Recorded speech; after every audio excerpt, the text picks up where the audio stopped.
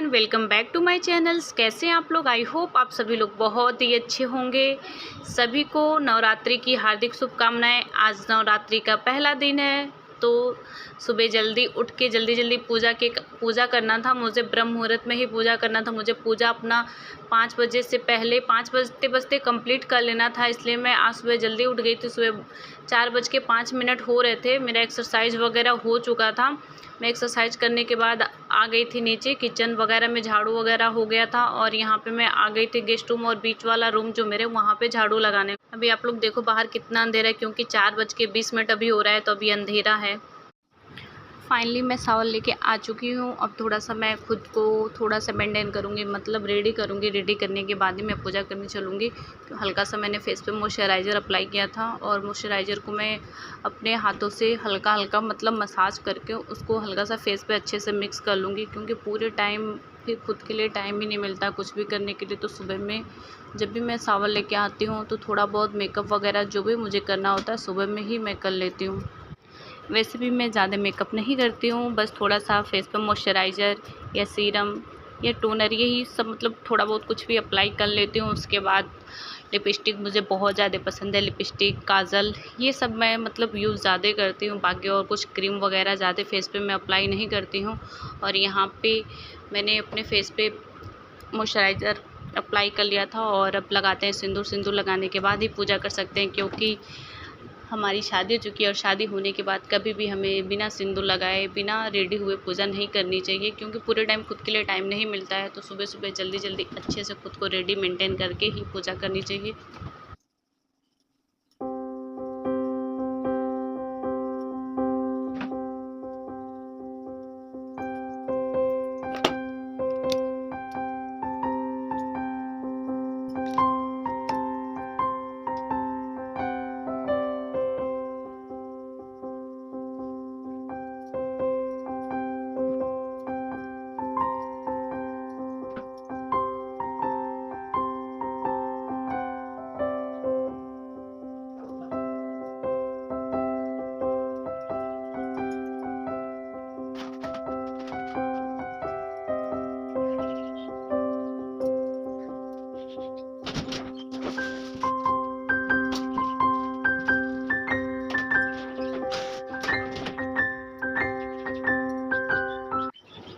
ये स्टॉल मैंने स्पेशली नवरात्रि के लिए ही लिया था। मैं सोची नवरात्रि में जब मैं पूजा करूँगी तभी मैं इसको बियर करूँगी। और क्या, फाइनली यहाँ पे मैं आ गई थी नीचे और मैं अपने मंदिर वाले रूम में आ चुकी थी। यहाँ पे मैंने मंदिर की सफाई वगैरह कर ली थी। भगवान जी लोगों को भी अच्छे से मैंने नहला उहला के, कपड़े जो भी थे लोगों को, कपड़े जो भी पहनाए थे, कपड़े सबके चेंज कर दिए थे।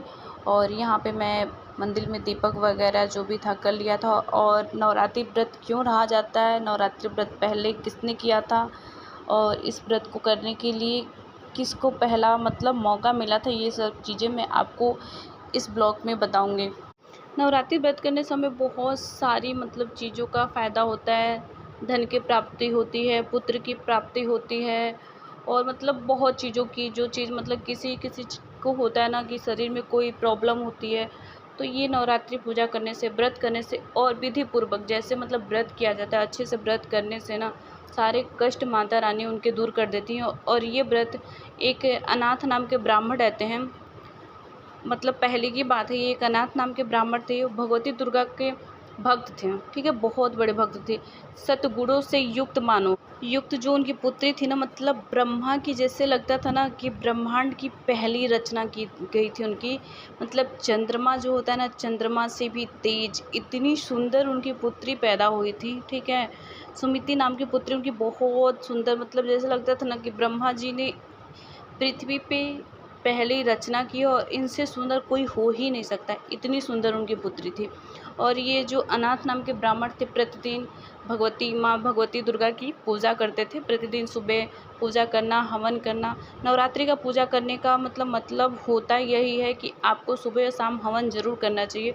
और ये सुबह शाम हवन करना, पूजा करना, ये सारी चीज़ें करते थे।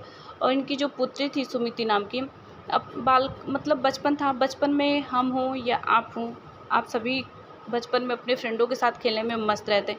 और वो मतलब बचपन में अपनी सहेलियों के साथ ना खेलने में बहुत प्रसन्न रहती थी, बहुत मतलब माहिर रहती थी खेलने में कि एक दिन ऐसे खेलते खेलते पूजा का समय हो गया और वो वहाँ पे नहीं पहुँची।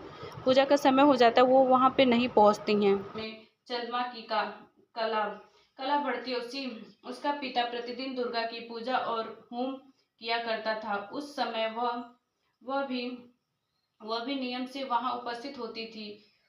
एक दिन वह सुमित्री अपनी अपनी सखियों के साथ खेलने लग गई और भगवती के पूजन में उपस्थित नहीं हुई। उसके पिता को पुत्री की ऐसी असा असावधानी देखकर क्रोध आया और पुत्री से कहने लगा कि हे दुष्ट पुत्री, आज प्रभात से तुमने भगवती का पूजन नहीं किया। इस प्रकार मैं तुम्हें क्रूष्टित और दंडित मनुष्य के साथ तेरा विवाह करूंगा। इस प्रकार कुपित पिता के वचन सुनकर सुमित्री को बड़ा दुख हुआ और पिता से कहने लगी कि हे पिता, मैं आपकी कन्या हूँ, मैं आपके सब तरह से अधीन हूँ। जैसी आपकी इच्छा हो मेरा विवाह कर सकते। वही जो मेरे भाग्य में लिखा होगा मेरे तो उसी संपूर्ण विश्वास है। मनुष्य ने जाने कितने मनोरथों को चिंतन करता है, पर होता वही है जो भाग्य में विधाता ने लिखा है। जो जैसा करता है उसको फल भी उसी कर्म के अनुसार ही मिलता है, क्योंकि कर्म करना मनुष्य के अधीन है, पर फल के अधीन है। जैसे अग्नि में पड़े हुए त्रिणित उसको अधिक प्रदीप्त कर देते हैं, उसी तरह अपनी कन्या के जैसे निर्भयता से कहे हुए वचन सुनकर उस ब्रह्मा को अधिक क्रोध आया। तब उसने अपनी कन्या का बस एक दिन न वो पूजा में उपस्थित नहीं हुई तो उनके पिता इतने क्रोधित होके उनका मतलब कुष्ठित मतलब आप लोगों को पता होगा ना कि मतलब जिनके शरीर में अन्य प्रकार के रोग हों, उनसे उन्होंने अपनी इतनी सुंदर सुशील पुत्री की शादी कर दी। और शादी करने के बाद पता है क्या बोलते हैं, जाओ जाओ जल्दी जाओ, अपने कर्म का फल भोगो। उन्होंने मतलब बोला था उनकी पुत्री कि मेरे जो भाग्य में होगा वो मुझे मिलेगा। तो उनके पिता कहते हैं कि देखता हूँ कि तुम भाग्य भरोसे क्या करती हो। ठीक है, इस प्रकार वो बेचारी अपने उस पति के साथ और अपने पिता की कटुत वचनों को सुनकर सुमित्री अपने मतलब मन में विचार करने लगती, ओह मेरा बड़ा दुर्भाग्य है। मतलब कोई भी रहेगा कि इतनी सुंदर होके इतनी सुशील होके उसकी शादी ऐसे से हो जाए कि जो मतलब किसी लायक ना हो, उसे खिला ना सके, उसे एक अच्छा सा घर ना दे सके, कुछ ना दे सके।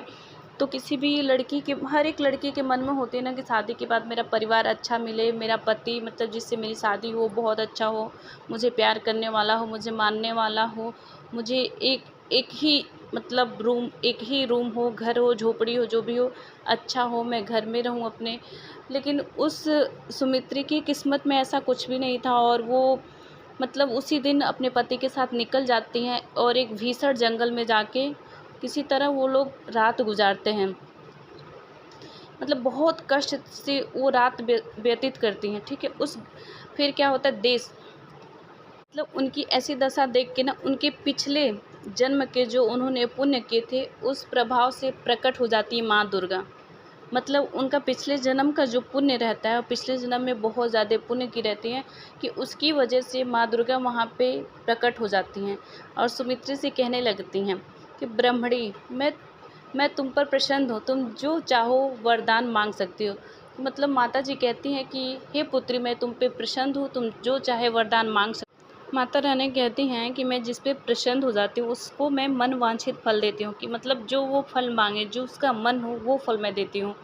तो वो सुमित्री नाम की जो बालिका थी, ब्राह्मणी थी, वो माता रानी से कहती, माँ आप मुझ पे, ब्राह्मणी रहती है, पूछने लगती है कि माता जी से कि आप कौन हो कि मेरे पे इतनी कृपा दृष्टि दिखाना चाहती हो। तो माता जी कहती हैं कि मैं शक्ति रूपी दुर्गा हूँ, मैं ही ब्रह्मा हूँ, मैं ही विद्या हूँ, मैं ही सरस्वती हूँ।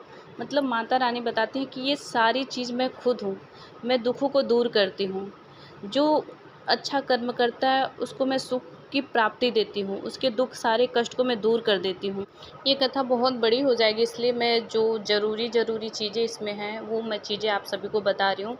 ये अश्विन मास के शुक्ल पक्ष की प्रतिपदा से लेकर नवरात्रि तक मतलब 9 दिन तक विधि पूर्वक पूजा करने से आप कोई भी मतलब माता रानी आपके मन वांछित फल को देती हैं। आपके मन में जो भी मतलब इच्छा रहती है उस फल की प्राप्ति करती हैं। आप पुत्र को लेके पुत्र की प्राप्ति के लिए व्रत करते हो तो पुत्र की प्राप्ति होती है। आप धन की प्राप्ति के लिए व्रत करते हो तो धन की प्राप्ति होती है। और आप अपने हस्बैंड की अच्छी मतलब लंबी आयु के लिए व्रत करते हो तो हस्बैंड की लंबी आयु होती है। ये अन्य प्रकार के मतलब किसी भी चीज़ों को लेकर आप इस चीज़ को व्रत करते हो तो उस चीज़ की प्राप्ति होती है। और इन्होंने पहली बार ये सुमिति जो थी पहली बार इन्होंने व्रत किया था। ये पहली बार अपने हस्बैंड के साथ पिछले जन्म में, जब इनका पिछला जन्म था उस जन्म में ये हस्बैंड वाइफ किसी चोरी के वजह से ये कारागार में बंद थे। और उस समय नवरात्रि का माह चल रहा था, नवरात्रि का समय चल रहा था, शुक्ल पक्ष की नवरात्रि चल रही थी। तो इन्होंने 9 दिनों तक कुछ खाया पिया नहीं था, भोजन वगैरह कुछ भी नहीं किया था। उसके कारण इनका 9 दिन का व्रत हो जाता है। और उस फल मतलब उनके पिछले जन्म के कर्म के पिछले जन्म का व्रत का फल माँ भगवती इस जन्म में देते हैं। लोग कहते हैं ना कि आप अच्छे कर्म करो आपको फल अच्छा मिलेगा, कर्म करो फल की चिंता ना करो, फल माता ज़रूर देंगी। तो सच बताऊँ ये कथा पढ़ के मतलब यही मुझे लगा कि सच में हमें कर्म करना चाहिए।